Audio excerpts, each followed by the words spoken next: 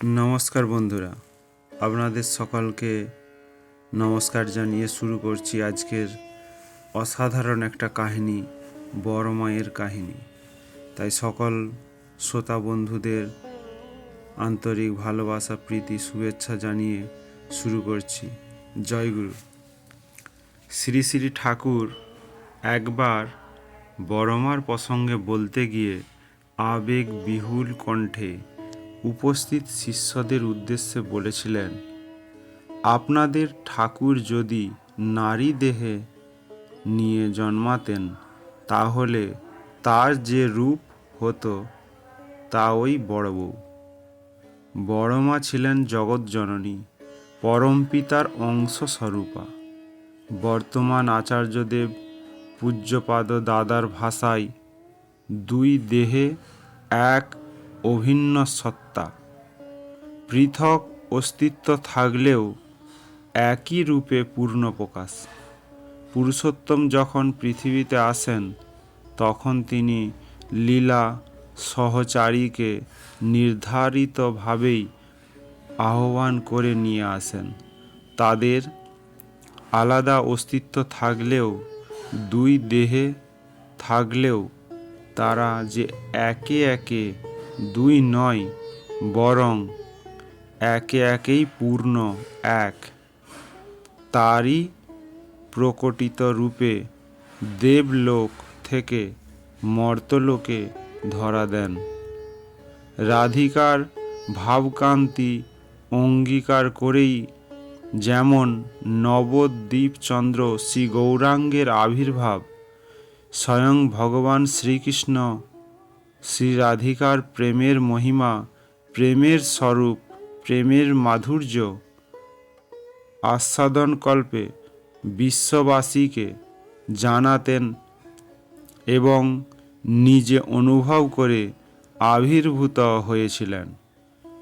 চৈতন্য চরিতামৃতে তাই বলা হয়েছে, রাধিকার ভাবকান্তি করি অঙ্গীকার, নিজ রস আস্বাদিতে হইয়াছ অবতার। রাধা ভাব দ্যুতি সম্মিলিত গৌরতনু শ্রী গৌরাঙ্গের আবির্ভাব প্রসঙ্গে বৈষ্ণব মহাগণজন এইভাবেই তাদের অনুভূতি এবং সাধনার মধ্য দিয়ে চিন্তা করেছেন। তাই শ্রী শ্রী ঠাকুর যখন বলেন, আপনাদের ঠাকুর যদি নারী দেহে নিয়ে জন্মাতেন তাহলে তার যে রূপ হতো তা হলো ওই বড় বউ, তখন আমরা তার সারমর্ম অনুধাবন করতে পারি। বাংলা 1301 সাল, 14ই শ্রাবণ, রবিবার, কৃষ্ণা দ্বাদশী তিথি। সারা দিন ধরে বৃষ্টি, টিপ টিপ করে সারা দিন জল ঝরছে। কাল কৈলাসবাসিনী দেবী সকাল থেকেই ব্যস্ত। একটি কুঁড়ে ঘরের মধ্যে প্রদীপ জ্বলছে টিমটিম করে। চারিদিক পাখির কুজনে, ফুলের সুবাসে ভরপুর। সন্ধ্যা হয়, রাত্রি দিনের সন্ধিক্ষণ। ঠিক সেই সময়ে গাড়াদহের লাহিড়ী বাড়ির অন্দরমহল থেকে 3 ঝাঁক উলুধ্বনি, সেই উলুধ্বনি ও শঙ্খের প্রতিধ্বনি ছড়িয়ে পড়ল পল্লীর ঘরে ঘরে। তুলসী তলায় প্রদীপ আরতিরত বধূদের কানে গেল, সকলেই অনুভব করল এই মুহূর্তে লাহিড়ী বাড়িতে দেব সন্তানের আবির্ভাব ঘটেছে। মাতা ত্রিনয়নী দেবীর কোলে এক দেবকন্যা আবির্ভূতা হলেন। সদ্যজাত কন্যাকে দেখে সেদিন অনেকেরই মনে হয়েছিল আকাশের এক টুকরো চাঁদ যেন ধরায় নেমে এসেছে। এই কন্যার রূপে মুগ্ধ হয়েছিলেন ত্রিনয়নী দেবী এবং সঙ্গে সঙ্গে তার চোখের সামনে ভেসে উঠেছিল অনেক দিন আগেকার একটি সুখ স্বপ্ন। হঠাৎ তার মনে পড়েছিল কোজাগরী পূর্ণিমার সেই ভোর রাত্রে আলোর বিচ্ছুরণের মতো গৃহে গৃহে লক্ষ্মীর ঘট তখনও পাতা, ঘরে ঘরে আলপনায় আঁকা হয়েছে মা লক্ষ্মীর মঙ্গলময় পদচিহ্ন। পিঁড়িতে পিঁড়িতে অঙ্কিত রয়েছে মঙ্গল চিহ্ন। লক্ষ্মীর ঝাঁপি ঢাকা রয়েছে লাল চেলি বসনে। সেদিন ত্রিনয়নী দেবী নীরবে বসে পূজা দেখছিলেন। হঠাৎ লক্ষ্য করলেন লক্ষ্মীর ঝাঁপি থেকে বেরিয়ে এলেন লাল টুকটুকে লাল পেরে শাড়ি পরা এক অনিন্দ রূপবতী বালিকা। অপূর্ব তার শ্রীমুখমণ্ডল, টানা টানা কাজল মাখানো চোখে এক অদ্ভুত প্রসন্নতা ভরা দৃষ্টি, আলতা রাঙানো পদ্ম পাপড়ি, সুদৃশ্য নিটোল পদযুগল। দেখলেন তার দিকেই মধুর হাসি হেসে শান্ত পদক্ষেপে এগিয়ে আসছেন ত্রিনয়নী দেবী। অপলক দৃষ্টিতে তাকিয়েছিলেন তার দিকে বিস্ময়ে অভিভূত হয়ে। হঠাৎ পলক ভাঙতে দেখলেন সে অপরূপ বালিকা জীবন্ত লক্ষ্মী প্রতিমা তার কাছে এসে হঠাৎ অদৃশ্য হয়ে গেলেন। ঘুম ভেঙে গেল ত্রিনয়নী দেবীর। আর ঘুম হয়নি।